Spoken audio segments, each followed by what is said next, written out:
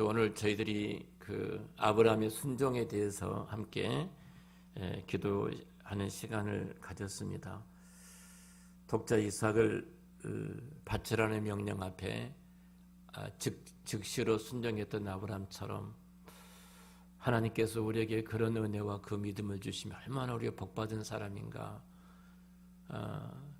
그리고 여호와 일의 하나님을 분명히 경험할 것이고 또 우리 인생을 책임져 주신 하나님을 만날 터인데 그런 자리에 가 있지 못한 우리들의 아픔을 참 보게 되어집니다. 저희 집에 우리 박정희 권사님이 와 계시는데요. 잠깐 말씀을 나누는데 그 말씀을 하시더라고요. 권사님이 내가 이제 얼마 안 있으면 천국 갈 건데 마지막 내 인생에 소망이 있다면 내가 죽으나 사나 예배 자리 지키는 것이다. 그 말씀이 얼마나 제 마음을 뜨겁게 하든지 정말로 예배의 그 능력과 예배의 영광을 아시는 어르신이구나. 그 집사람한테 그래서 자손들이 그 복을 받고 있지. 그러면서 그 은혜가 계속 그렇게 흘러가도록 우리 기도하자 그렇게 말씀을 드렸는데요. 우리 하나님이 우리를 창조하신 본질적인 목적은 예배자로 세우기 위해서 우리를 지으셨음을 우리 마음에 두어야 됩니다. 우리가 예배자로 우리를 세우셨다는 이 본질적인 진리를 놓쳐보면 자꾸 우리가 헛다리를 짚게 되거든요. 엉뚱한 곳에 가서 엉뚱한 일들을 하다가 엉뚱한 모습으로 하나님 앞에 설 수밖에 없을 겁니다. 그런 측면에서 우리가 예배가 얼마만큼 중요한가 하는 부분들을 말씀을 우리가 지금 나누고 있는데요. 전 시간 이어서 우리 계속해서 예배에 대한 말씀을 나누도록 하겠습니다. 자, 우리가 하나님께서 크게 한 단제사와 성막, 성전 제사가 그리고 이제 어떻게 흘러왔는가 하는 부분부터 우리가 쭉 이렇게 흩어봤습니다. 그리고 그것이 이제 십자가 제사로 이어지고 오늘의 제사로 이어지고 천상의 제사로 이어지는 이 부분을 생각했는데요. 하나님께서 당신의 백성들을 예배자로 세우기 위해서 이스라엘 백성들을 구원해 주시죠. 자, 이스라엘 백성들이 출애굽할 때 우리가 잘 아는 것처럼 그 유월절 사건은 6월이라면 넘어가다란 말이야. 6월 넘어가다. 그러니까 어린 양 피가 문설주나 인망에 발라졌을 때 죽음의 사자가 넘어가지요. 그 집에 들어가지 않고 넘어감으로 그 집의 모든 생명과 첫 태생, 짐승까지로 다 지켜지지만 그것을 하찮게 여기고 이스라엘 백성일지라도 그것도 하찮게 여기고 그게 뭐가 우리가 그 생명을 건질 수 있어. 그리고 우습게 여기고 문설주나 인망에 바르지 아니했던 그 가정은 죽음의 사자가 들어가므로 첫 태생이 다 죽게 되죠. 짐승에 이르기까지 다 죽게 되죠. 자, 이 6월절에 중요한 어린 양을 잡아 문설주에 바른 것 십자가의 예표고요. 십자가. 이스라엘 백성들 홍해를 건너죠. 홍해를 건너는 것은 세례라고 말씀을 드렸어요. 그러니까 이 고린도전서에서 아주 구체적 홍해 건넌 사건을 고린도전서에서 바울은 분명하게 말합니다. 이제 그 세례로 말씀하면서 우리가 그리스도와 함께 죽고 다시 살아나는 것으로 이야기해요. 애굽의 모든 것들이 죽고 그 하나님의 백성으로 다시 태어나는 것이 홍해 사건, 세례의 사건이죠. 어느 교회 장로님이 이제 큰 회계사로서 큰 이렇게 법인처럼 운영하는 회사를 하고 계셔요. 저한테 질문을 하신 거예요. 장로님이 손자가 있는데 유아세를 이제 받은 거예요. 유아세를 받는데 유아세를 받고 나서 이제 입교 문답을 하잖아요. 입교 문답을 할 나이가 된 거예요. 입교 문답을 하게 되는데 목사님 그냥 입교식이 단순히 입교 문답하니까 이건 너무 의미가 없는 것 같습니다. 세례를 받으면 어떻겠습니까? 그 스스로가 알지 못하고 유아세를 받았기 때문에 입교 문답할 때 세례를 받으면 어떻게 됩니까? 그 말하기를 제가 이제 제세례파라고 있거든. 제세례파. 그래서 세례가 내가 이렇게 다시 내가 거듭난 생각하면 또 세례를 주는 제세례파가 있습니다. 우리 제세례파를 이단이라고 말을 하거든요.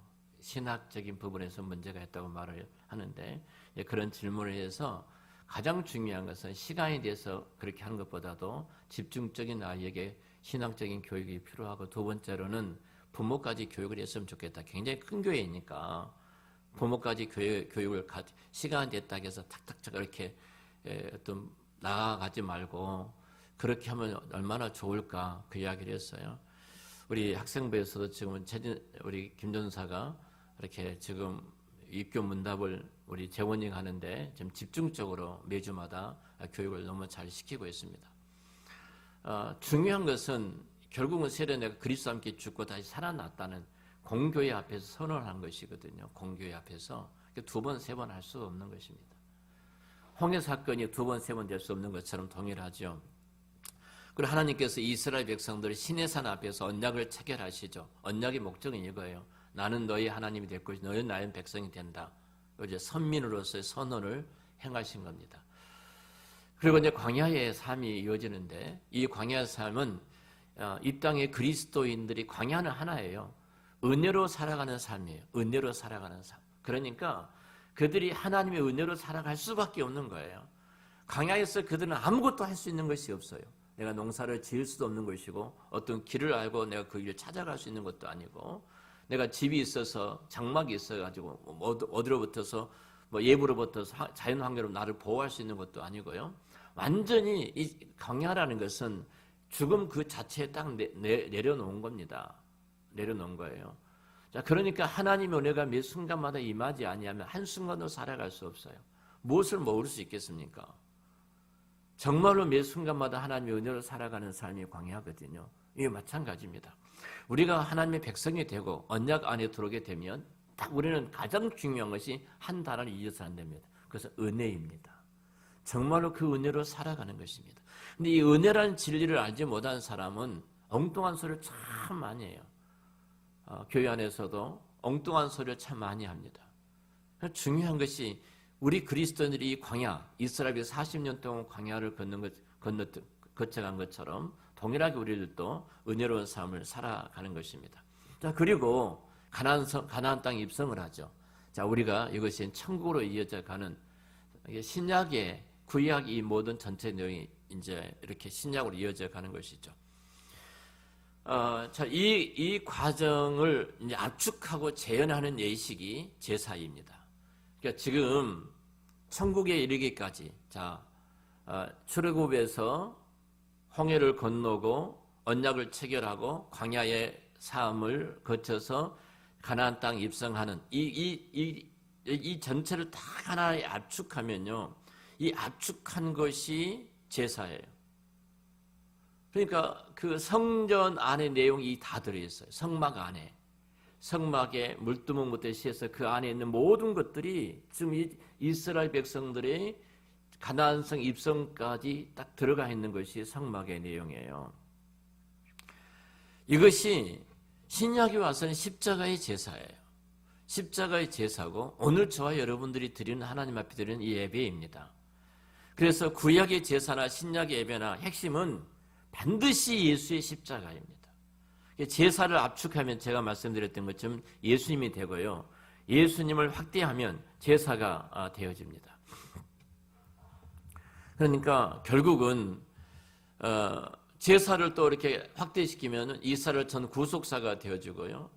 구속사를 딱 펼쳐지면 창세기부터 요한계시록까지 되어지는 거예요.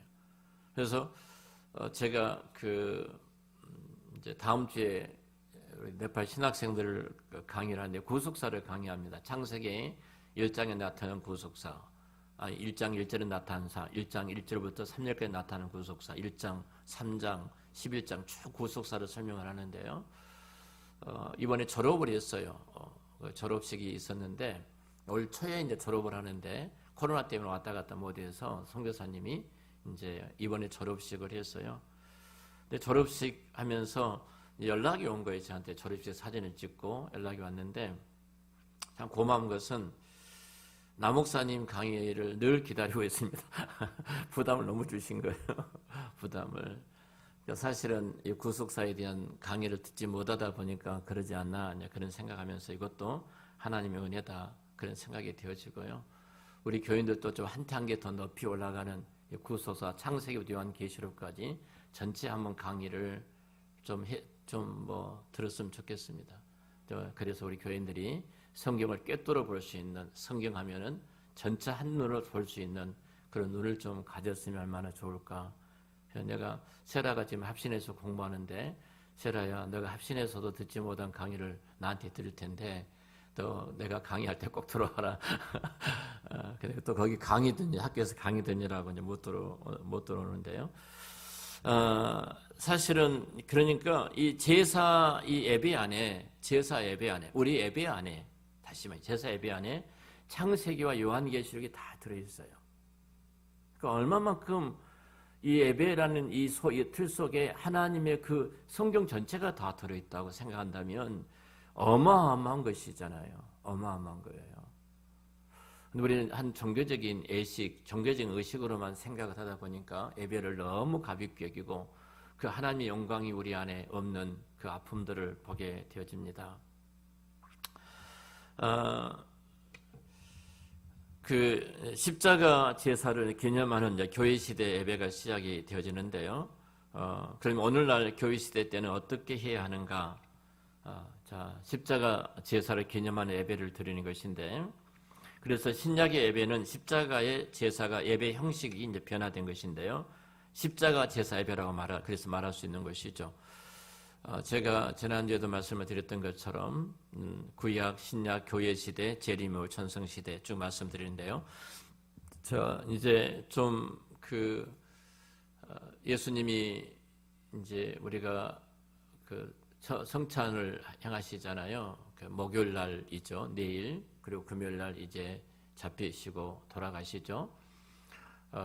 그 교회력으로 보면 목요일 날 예수님께서 이렇게 성만찬을 행하시죠. 성만찬을 행하시죠. 그리고 떡을 떼시고 그리고 이렇게 잔을 돌리시면서 이것을 기념하라. 이것을 기억하고 기념하라. 그러면서 내가 올 때까지, 다시 예수님 재림할 때까지 이 일을 행하고 이 일을 이렇게 성찬을 하고 그리고 이것을 기억하라. 이렇게 말씀하셨습니다. 제가 말씀을 드렸던 것처럼 기억하라 이 말은 잊으면 죽는다는 겁니다. 우리가 십자가를 잊으면 죽는 거예요. 신약 예배를 통해서 끊임없이 십자가 그 은혜 아래 들어가게 된 거예요. 십자가의 그 긍휼과 자비 속에 우리가 들어가는 것이 이 예배예요. 끊임없이 그 은혜 속에 들어가게 된 겁니다. 잊으면 죽으니까, 잊으면 죽기 때문에 그래서 우리는 잊지 않도록 해야 됩니다. 자, 그러면 교회 시대 이제 예배에 대해서 좀 생각을 하도록 하겠습니다. 자, 십자가 제사를 기념하기 위해서 예배를 드리는데요. 자, 그러면 십자가 제사를 기념하라는 것이 그 예식만 행하라는 의미인가? 우리는 이렇게 또 생각할 수 있죠. 이 예식만 행하라는 것인가? 그래서 우리가 기념하라는 이 예배라는 말은 예식만 행하라는 말이 아니라 2000년 전에 있었던 십자가 제사를 생생하게 실제로 재현하는 것을 의미해요. 이번에 그 우크라이나가 그 병사들이, 제가 우리 카톡에도 올리진 않았습니다만, 병사들이 그 예수님의 십자가, 예수님이 십자가를 메고 찬송을 부르면서 군인들이 이렇게 걸어가는 모습을 보면서 굉장히 눈물이 났습니다. 정말로 어떻게 이런 아픔이 계속 그 땅에 일어나는가, 아픔이 일어났는데요. 정말로 십자가를 실질적으로 재현하는 예배가 우리 속에 있어야 됩니다. 그러면 현재 사건처럼 십자가 예배가 재현되기 위해서는 여러분 생각 어떻게 이것이 가능하겠는가 보여요. 그래서 제가 계속해서 말씀을 드린 것이 성령으로 말미암아 하나님의 영으로 드려진 예배야만이 가능한 겁니다. 하나님의 영으로 행하지 아니하면 우리가 그 예배를 드릴 수가 없어요. 영이기 때문에 하나님은. 성령, 2000년 전 과거의 십자가 사건이 현재의 사건처럼 정말로 생생하게 재현되기 위해서는 성령님의 사건이에요. 성령님이 우리 가운데 그 은혜를 주실 때 2000년의 사건이 나의 사건이 되고 2000 십자가 일이 나의 일이 되고 예수님이 십자가에서 죽으신 것이 내가 죽게 되어져요. 내가 죽어요. 예수 믿는 분들에게 묻습니다. 이제 본인들이 늘 그렇게 이제 믿음으로 살지 못한 것 때문에 늘 아픔이 있죠. 가족, 부부간에도 자녀와의 관계 속에서. 그래서 하는 말이 있어요. 내가 아직 죽지 못해서 그러죠. 내가 아직 죽지 못하고 살아서. 이렇게 말을 하고, 내가 죽지 못하고 살아서 아직도 이렇게 티격태격 한다. 부부간에도 그런다. 근데 이 말이 맞아요, 틀려요? 이 사단의 큰 소리가 이게요. 이미 우리는 죽었어요. 예수를 믿는 순간 이미 우리는 예수님과 함께 십자가에서 죽은 존재예요. 이미 나는 죽었어요. 근데 사탄은 뭐라고 그래요? 너는 살았다는 거예요. 여기 산 게 아니에요. 이미 나는 죽은 존재이거든요. 그리스도와 함께 우리는 죽었어요. 예수를 나의 구주로 주님 믿는 순간 2000년 예수님이 십자가에서 나의 과거, 현재, 미래의 모든 죄를 짊어지고 죽으셨대. 나는 이미 그 죽어진 존재가 된 거예요. 근데 우리는 끊임없이 나는 아직도 안 죽었다고 말하고 내가 살았어 이 말을 하거든요. 이 말이 성경적으로 보면 아주 틀린 말입니다. 맞지 않는 말이에요. 이 2000년의 이 사건이 오늘 나의 사건이 되고 오늘 나의 일이 되기 위해서는 성령님의 이 말씀이에요. 우리 유리가 이제 그 기도를 한답니다. 막 울면서 기도했대요.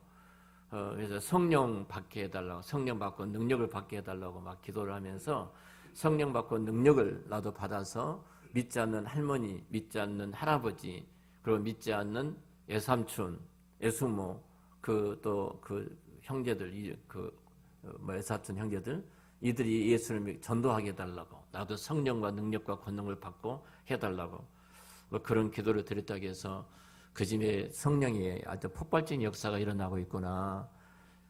유리 엄마는 이제 부모님께 내가 전도하면은 어떻게 반응할까 이 두려움을 갖고 있었는데 분명히 전도를 해야 되는 예수를 믿지 않느냐니까 그 마음이 그런 걱정이 되고 두려움이 있었는데 이 딸이 그렇게 하는 것을 보면서 하나님이 지금 일하고 계시구나. 하나님이 역사하고 계시구나. 정말로 성령이 우리 가운데 임하면요 두려울 것이 없죠. 영적인 실제만 존재밖에 안 보여지거든요. 그래서 예수님이 친히 예배를 어떻게 드려야 하는지를 말씀해 주신 것이죠. 우리가 요한복음 4장 24절 말씀인데요. 요한복음 4장 24절 이 말씀을 우리 유리가 지금 예배 드리나요? 유리 옆에 있어요? 아니요, 우리 유리 하니까 김유리 권사님 이름을 같아서 권사님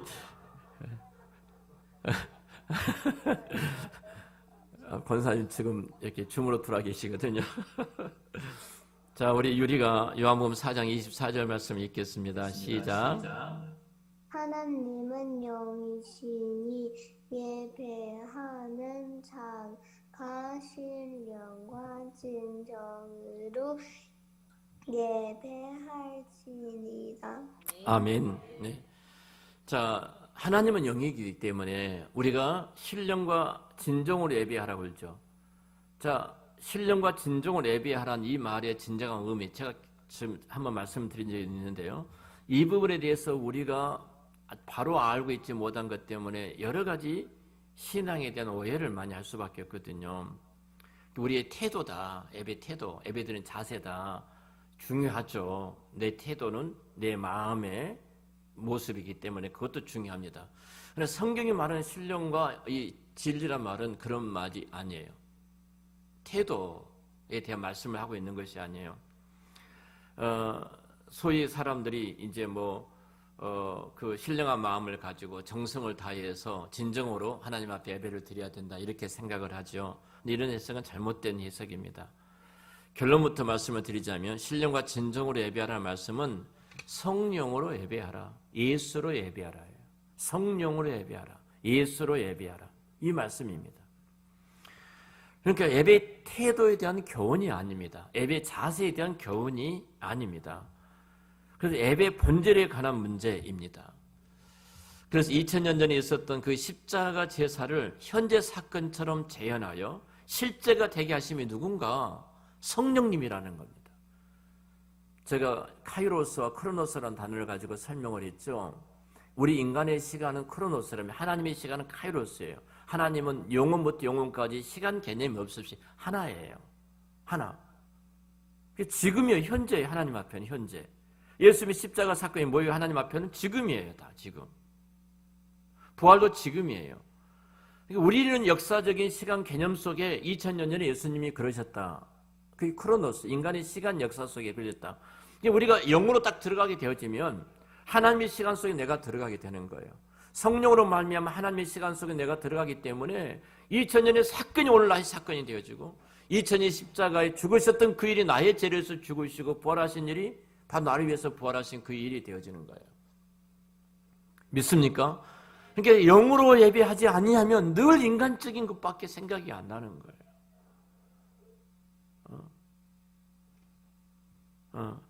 사실 그래서 성령의 증거를 통해서 예수님의 십자가 제사가 현재 사건처럼 재현하는 기념하는 예식으로 드린 것이 신령과 진리로 예배를 드리는 것입니다.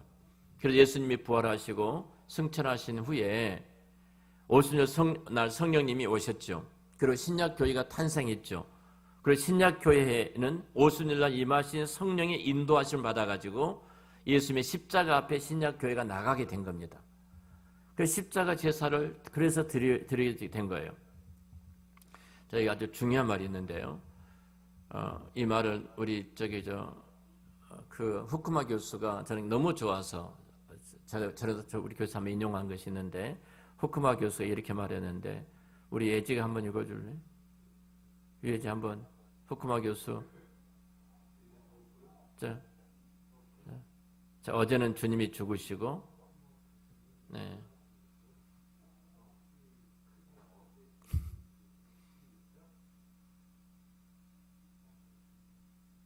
좀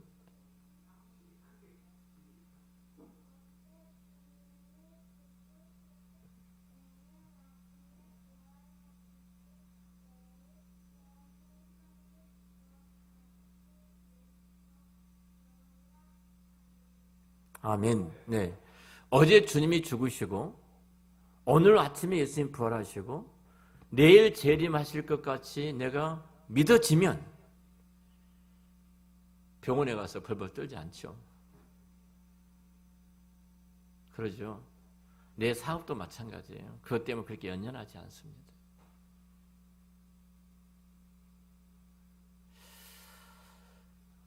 신약 그 구약의 제사가 희생 제물을 이렇게 드릴 때 피가 제단에 철철철 흘러 넘쳤잖아요.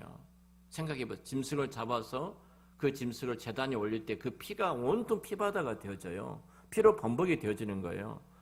십자가의 예배도요. 우리가 드린 십자가 예배도 예수의 피가 우리 심령에, 우리 심장에 내 머리부터 발끝까지 뚝뚝뚝 떨어지는 예배가 되어져야 돼요. 그래서 예배는 성찬식 예식뿐만 아니라 찬송 속에서도, 기도 속에서도, 설교 속에서도 예수님의 피가 뚝뚝뚝 떨어져야 됩니다. 만약 설교하는 이 설교 속에 예수님의 피가 떨어짐이 없다면 그것은 설교에 능력이 없는 것이죠. 찬송도 역시 마찬가지입니다.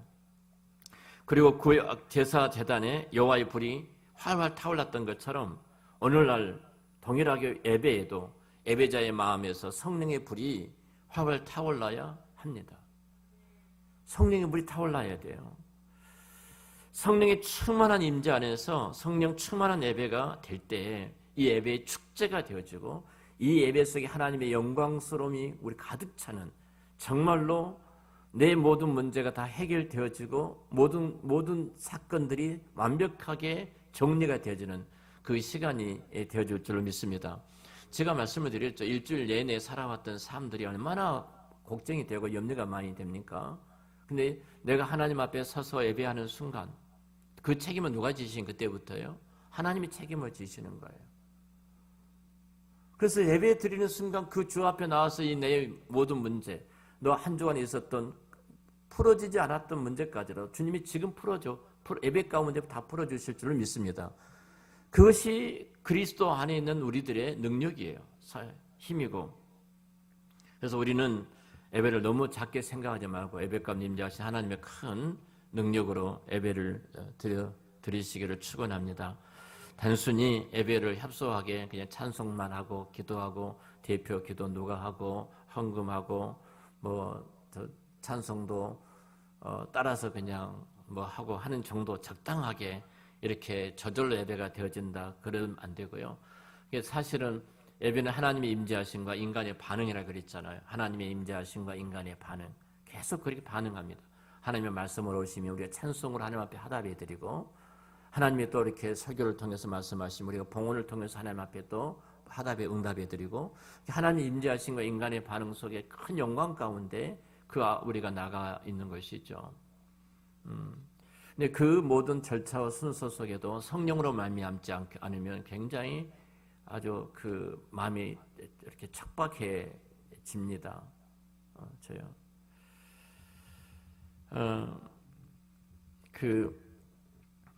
이 예배가 하나님의 임재 속에 있다면은 우리가 시계를 보겠습니까? 시계를 볼 수가 없는 거예요. 그 어미하신 그 영광 앞에 우리가 놓여 있다면 볼 수가 없는 거죠. 목사님이 12시 10분까지 예배를 끝내시네 오늘 또 15분까지 가지 이런 생각하는 것이 얼마나 막 큰 죄인지 모릅니다. 큰 죄죠. 아니 내 인생 한 주간 살아왔던 꼬였던 엉켜졌던 모든 것들이 하나님 앞에 나와서 예배하는 순간 다 풀어지는 시간이고 정리되는 시간이고 그리고 하나님의 임재 속에서 그 모든 것들이 완벽하게 다시 새롭게 영광 속에 나가는 시간이 그분 앞에 나와 있는데 그 정귀한 그 은혜의 시간에 시계 보고 있다면 그 얼마나 욕되는 일이겠습니까?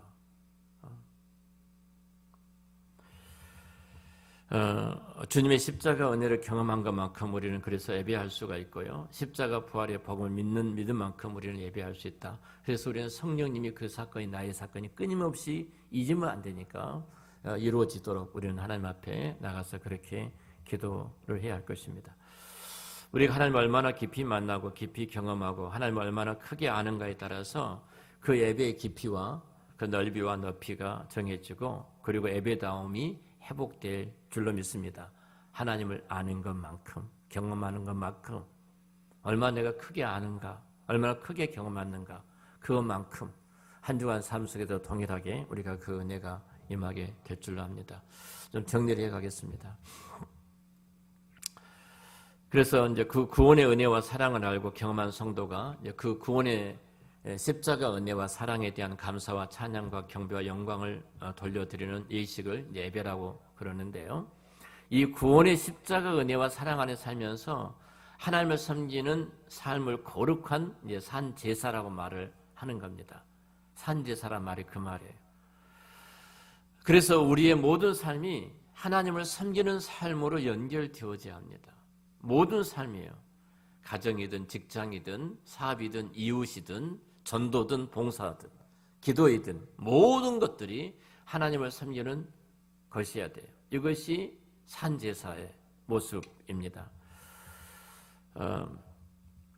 우리가 그 주일날 나와서 드리는 주일 예배만이 아니라 분명한 것은 그 예배를 위해서 우리 창조하셨지만 예배자로서 삶으로 이어질 때 우리는 더 풍성한 하나님을 경험하고 누리는 그 복을 받게 될 줄로 믿습니다. 여러분의 가정이 또 부모와 자녀 또 여러분 삶 전 영역에서 하나님께서 예배자로서 세워진 여러분들이 가는 곳마다 아브라함이 가는 곳마다 단을 쌓았을 때 그곳을 축복해 주셨던 것처럼 여러분이 가는 곳마다 그 놀라운 은혜가 있기를 우리 주의 이름으로 축원합니다. 네, 기도하겠습니다.